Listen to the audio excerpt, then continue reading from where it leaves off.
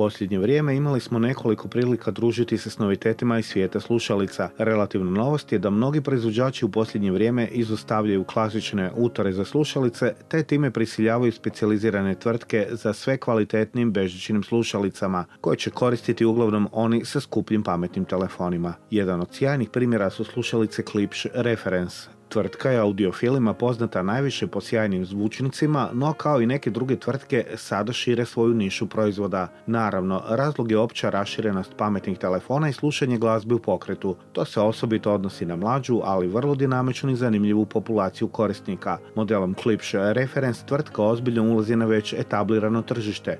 Korisnici se pri odabiru fokusiraju na udobnost, dizajn, trajanje baterije, a mi bismo kao najbitnije istaknuli kvalitetu zvuka. Što se udobnosti tiče, tu zaista nemamo primjedbi. Slušalice sjajno leže, nemaju subjektivni osjećaj velike težine, svega 270 grama. Udobne su, sklopive, a i ne gube osjećaj udobnosti niti nakon duže korištenja. Proizvođač se pobrinuo da korisnici svoje slušalice mogu odložiti u zgodnoj kutiji, a zahvaljujući sklopivosti, kutija nije prevelika. Naravno, trajanje baterije kapaciteta 400 mAh do čak 20 sati korištenja nam se sviđa, kao i udobnost bežičnog povezivanja koje je brzo i bez nekih skrivenih problema, bilo da povezujete Android ili iOS uređaje. Naravno, tu su i najnovije tehnologije aptX kodek i Bluetooth 4.0. Inače, slušalice se jednostavno prilagođavaju veličini glave, a u izradi su korišteni koža, metal i visoko kvalitetna plastika.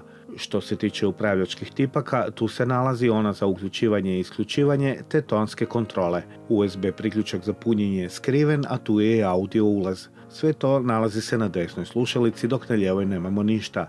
Zapravo, same slušalice su i napravljene s puno pažnje, a i kvaliteta izrade je iznad prosječna. Subjektivna slušna ocjena je definitivno odlična, bilo da slušate vokale, muške, ženske, instrumenti orkestra se jasno razaznaju, a oduševljava osjećaj prostora. Zgodno je da i pri glasnijem slušanju nismo primijetili nikakva zvučna izobličenja, tako da slušalice Klipsch Reference i obzirom na svoju cijenu predstavljaju odličan i pametan izbor.